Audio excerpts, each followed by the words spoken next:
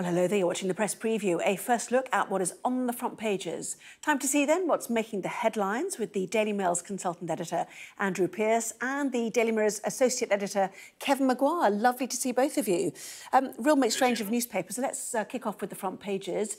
Reacting to the news that, contrary to what he said at the time, Boris Johnson did order the evacuation of animals from Afghanistan. The Star pictures a tombstone with the words, "Here lies the Prime Minister's credibility," and lies, and so on, as you can read for yourself. Same story then. The Guardian has the headline, "PM accused of lying over rescue of animals during fall of Kabul." "Publish and be damned," that's the headline on the front of the Eye, referring to the Prime Minister still waiting on the report into Downing Street parties by Sue Gray. The Metro leading with Prince Andrew, insisting he wants a jury trial in the civil case brought against him by Virginia Giuffre. She claims they had sex when she was 17, an allegation that he strenuously denies. And the Express with the same story too, Andrew shock, "I want jury trial." A report by the Commons Treasury Select Committee is expected to warn that increasing national insurance will drive up prices in shops. That's according to the Telegraph. And the Financial Times reporting that the European Central Bank has urged lenders that have dealings with Russian banks to be cautious in case Moscow decides to invade Ukraine. Well, a reminder that by scanning the QR code you'll see on screen during the programme, you can check out the front pages of tomorrow's newspapers while you watch us, or our guests, who are Andrew Pearce and Kevin Maguire, of course. Let's bring you in. Lots of different leads, it has to be said, so let's try and rattle through all of them. Andrew, kick off with the Daily Express. Andrew shock, "I want jury trial." Well, this is huge, actually, because it means Prince Andrew is determined to clear his name. There's been an awful lot of speculation. We've reported it in the Daily Mail that Prince Andrew may seek a settlement, an out-of-court settlement, which would mean he would never get to clear his name. His name would be tarnished. It would be mud forever, because it means the arguments would never be ventilated in court. He'd never be cross-examined. He'd never be able to. His league lawyers would never be able to challenge Virginia Giuffre. So this shows he really is determined to fight it. And I suspect that it underlines why the Queen, Prince Charles and Prince William intervened very recently and removed him of all his last military patronages, his charity patronages, and said he can no longer call himself HRH. He is still HRH, but formally he'll be known as Prince Andrew, and he'll be fighting this on his own. So this is going to, if he gets a jury in the civil trial, it'll be an absolutely huge event. Now, I don't know when it will be. Remember, this is the Queen's Platinum Jubilee year. There's never been one of these in Britain's history before. On February the 6th, she'll have been Queen for 70 years. Big celebrations in June. We already know that wayward grandson of hers, Prince Harry, is planning to write a book, which is meant to be coming out this year. That will cause all sorts of problems for the monarchy. If Andrew's case goes to court this year, that will overshadow her Jubilee year too. But the Queen would want him to clear his name, I suppose, if he can, and it's going to be fascinating. Yes, suggestion of late summer, should it come to that. Metro also leading in this, Andrew, it's trial by jury. They have pointed out to us that this is the same language used in the early court statements written by Virginia Giuffre's team, and it does not necessarily mean that it will come to trial by jury. Well over 90% of cases, civil cases rather, in America are settled. So I suppose it means he's not folding rather than he will proceed to a trial. I think, Anna, it means he's changed his tactics. Because it's a civil rather than a criminal trial, we wouldn't see him in the dock manacled, wearing a Guantanamo Bay-style orange jumpsuit. He could be there if he gives evidence in person in a suit and tie, or maybe he could try and do it by video link. But remember, he tried to get the case struck out, trying to hide behind a dodgy deal struck by sex offender friend Epstein. But when that didn't work, he's now gone on the offensive here, demanding the trial by jury, which looks like he's engaging, looks like he's been very open. But as you suggest, it doesn't mean behind the scenes there may not be efforts to actually strike a deal. But this is the real royal scandal, isn't it? There's been much attention on Harry and Meghan, but that's a completely different case. this is the scandal. And he's played it badly every step of the way because he's looked very evasive. I know he denies all the charges. Should emphasise that, but nevertheless, he's looked as if he's been running and trying to hide. And here, I think he's trying to appear that he's far more open. But God, wouldn't it be brilliant to see him in the dock? Well, I have to say as well, he'll have to take some serious advice if he is to go into some form of witness box, whether I think it would probably be by video links. I don't think he'll want to go into the United States in case somebody gets the idea of arresting him, although there's been no criminal charges of any description. Kevin, but his interview on Newsnight was so awful. He was so high-handed and pompous. He's going to have really proper training so that he comes over in the witness box as sincere, genuine, and has some compassion for Jeffrey Epstein's victims, of which there were many. Yeah, maybe Virginia Gouffre's team could hire Emily Maitlis to pose the questions. She did a very good job on Newsnight. No, he would be a liability in the dock, in truth, wouldn't he?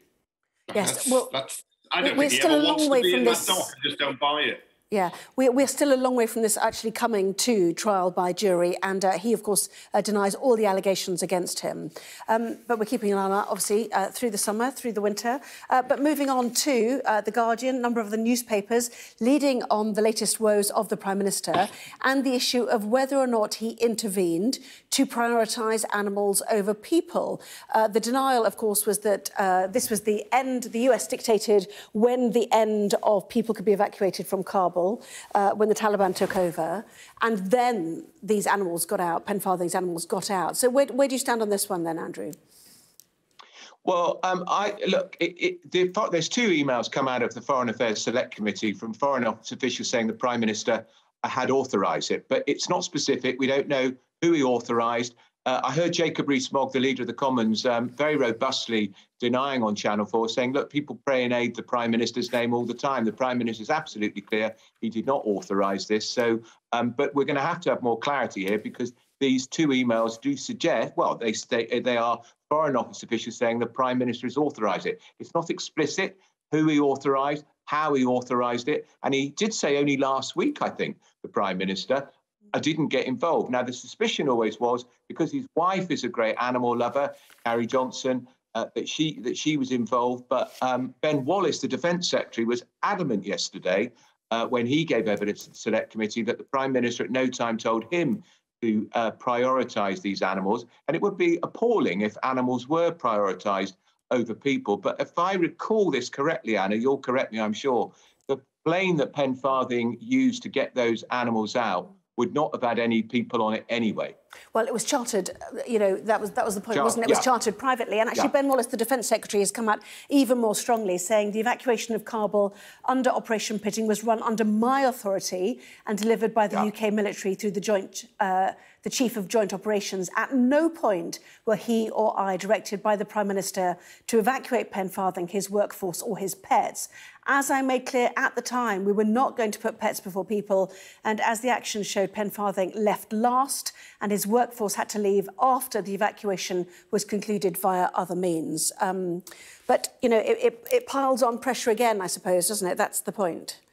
It does. I wonder how much that directed by the Prime Minister, directed, says Ben Wallace, comes into play, because I remember the reports at the time that Ben Wallace, the Defence Secretary, was exasperated by the pressure being put on him to get, 94 stray dogs and 68 stray cats out of Afghanistan, when there were hundreds, thousands of people with allegiances to Britain, who'd worked for Britain, fearing for their lives, were clamouring to get out. And it really wasn't the fact that maybe people wouldn't have been on that plane. It was the amount of time and energy and effort that went into processing all the details around it, when in fact that time and that energy could have been used to get people out. But it's a bad time for Johnson, this, because he's an unreliable witness, and I think Jacob Rees-Mogg's support isn't very good for anybody at the moment, particularly the Prime Minister. That's Jacob Rees-Mogg, let's never forget, who wrongly advised the Queen to unlawfully suspend Parliament with which wasn't his best move, and he's now just the chief apologist, and he would say anything to help the old prime minister. Yeah. Rubbish the Scottish Tory leader. Look, he's in a dock. He'd be an unreliable witness, Jacob Rees-Mogg. I think that's unfair to say he would do anything to support the Prime Minister. He was quite clear, quite explicit. What wouldn't he do? He said it's not true. He said the Prime Minister did not do this. And Ben Wallace, who I think is a hugely respected figure and has had a pretty good Afghanistan, he was adamant that there was no pressure on him whatsoever from the Prime Minister. Let's just see this. Kevin, let's just see the star if we can as well, which is this sort of relationship that Boris Johnson has to the truth. It's what they're alluding to here. But do you mind if we move on? Because I do want to squeeze in the national insurance on the front page of the Telegraph. And the point being that the current weakness of the Prime Minister has allowed people to put pressure on what to do about national insurance. And the Telegraph reporting that the Commons Treasury Committee has said that the planned increase in April risks driving up inflation as the country grapples with the cost of living crisis. So yet more evidence about the difficulty of this and what happens next.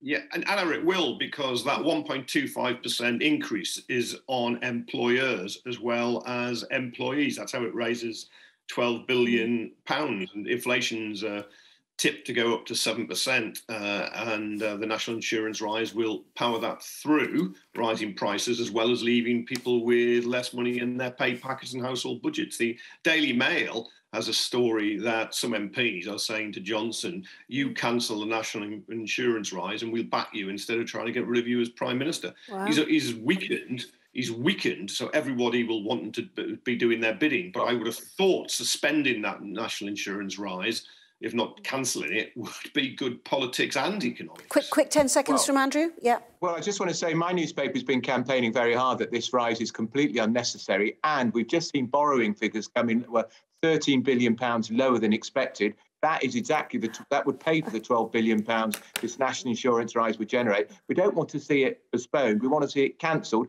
Tory government should not be raising national insurance at any time, let alone at a time when we're facing a cost of living crisis. And I'm pretty confident it's going to go.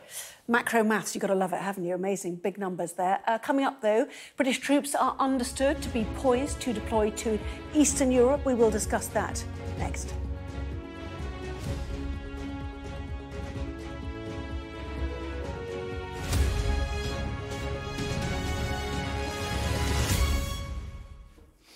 Well, welcome back. You're watching the press preview. With me now, Andrew Pearce and Kevin Maguire.